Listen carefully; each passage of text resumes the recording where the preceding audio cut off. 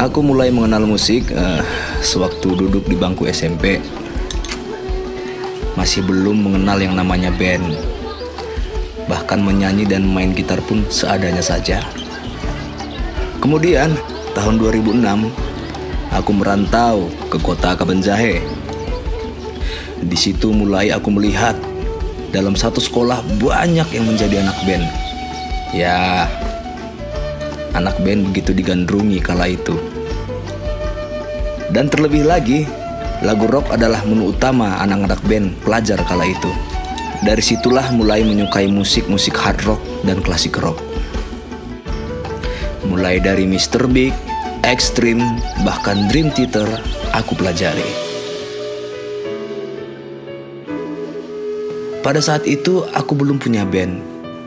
Dan pada akhirnya salah satu sahabatku mengajak aku ngeband pertama kali di kelas 3 SMA. Pertama kali sahabatku melihat aku bernyanyi mengisi acara di ibadah akhir pekan. Senang, sangat senang. Selama 2 tahun aku selalu bernyanyi di ibadah akhir pekan SMA ku kala itu. Dan akhirnya bisa punya band. Disitulah awal perjalanan di musik dimulai. Kemudian aku lulus SMA di tahun 2008. Aku mengincar kota Bandung sebagai tempat berkuliah. Karena banyak musisi industri yang lahir dari kota itu. Ajaibnya, aku mengambil jurusan IT kala itu. Nyambung? Enggak. Tapi Bandung merupakan tempat incaranku untuk memulai karir musik sambil berkuliah. Yang pertama kali aku cari tahu adalah di mana UKM musiknya. UKM itu adalah unit kegiatan kemahasiswaan. Finally, I got it. Bergabung dengan unit kegiatan mahasiswa musik. Sampai satu kosan pun semua orang-orang musik. Dan membentuk band baru yang kebetulan satu bandku juga adalah sahabat-sahabat sewaktu SMA yang ikut merantau ke Bandung. Lahirlah bandku bernama Sweet Home.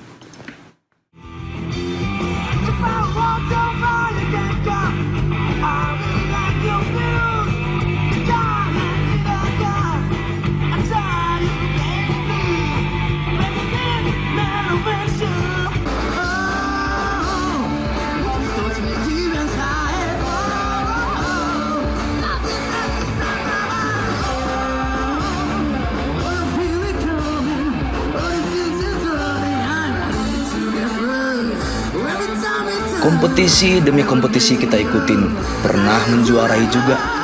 Dan akhirnya kami memutuskan untuk membuat karya sendiri dan mencari label musik. Dan pada tahun 2012 kita menemukan label pertama di Jakarta. Kita dikarantina dan berkarya sepenuhnya di label tersebut.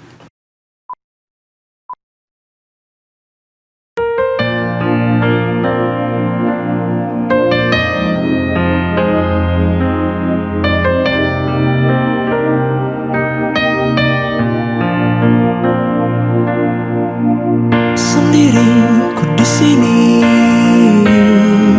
dengan tatapan kosong melihat semua yang telah terjadi lagi.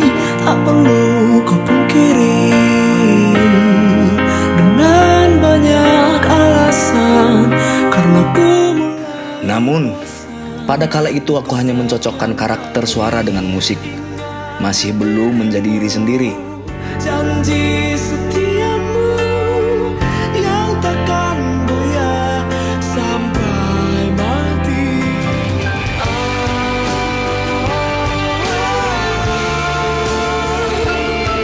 Hilangkan semua ini, cukup sudah kau menyiksa. Lagu kami menjadi original soundtrack di salah satu film horor layar lebar di Indonesia.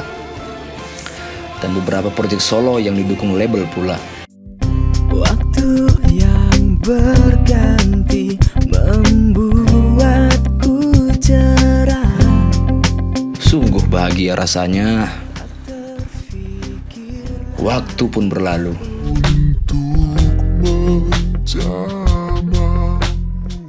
Kami merasa lelah. Karena mungkin jalannya untuk menjadi musisi industri tidak semulus yang kami kira. Ternyata tidak seinstan itu. Pada akhirnya kami memutuskan untuk kembali ke kampung halaman masing-masing.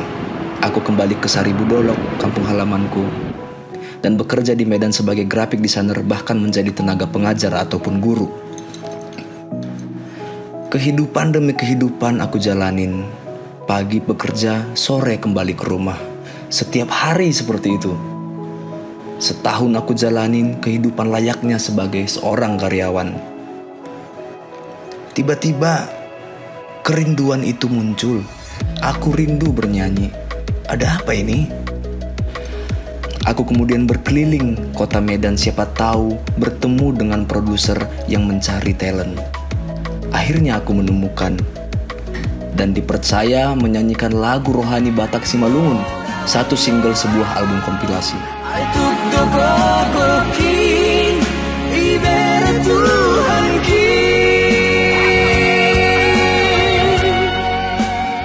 Rindu terlampiaskan? Benar.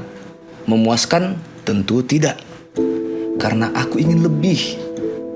Akhirnya memutuskan untuk berangkat kembali ke Jakarta, ingin kembali ke label terdahulu. Sesampainya di sana, label tersebut sudah tutup dengan alasan yang tidak diketahui. Tidak apa-apa, perjuangan masih panjang. Seiring berjalannya waktu, pemilik label meminta bantuanku untuk mengisi vokal lagu ciptaan beliau. Puji Tuhan, Kau jalani harimu dan kau yakinkan itu cintaku. tapi hanya sampai di situ saja. Cukup, sudah. Aku berpikir, biar bagaimanapun juga aku harus hidup di Jakarta ini, harus makan, dan aku mencari kafe-kafe yang ada live musiknya. Dan akhirnya ketemu.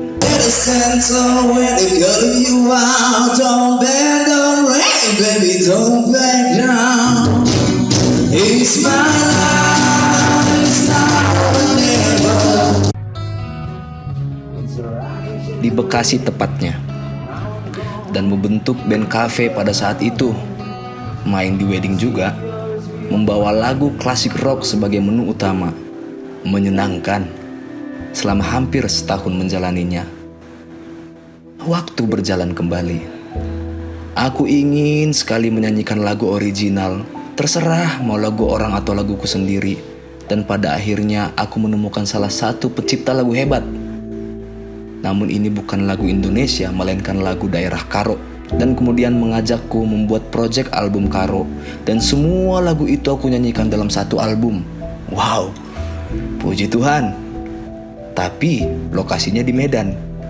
Aku kembali lagi ke Medan. Aduh. Mengerjakan musiknya di Jakarta dan dipublis secara fisik di Medan. Setelah selesai mixing mastering, aku balik lagi ke Medan. Finally, punya album pertama. Reski Purba, Nesi Album. Aku kan pagi turang yang bari kenal ras palem telu mesui biar kelaku turang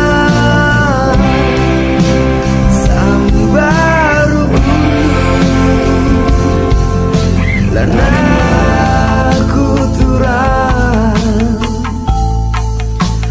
gota ding arah lebih lanai litsiman ayakeun. Dan akhirnya album tersebut gagal. Dari 5.000 keping hanya laku 100 keping. Sedih, sangat sedih. Yang membeli kaset tersebut hanya keluarga saja, hanya teman-teman saja, bahkan ada yang gratisan. Bahkan lagu daerah pun tidak semulus itu menembusnya. Dan aku manggung pun hanya dibayar dengan kata makasih saja. Disitulah aku belajar arti mental yang sebenarnya.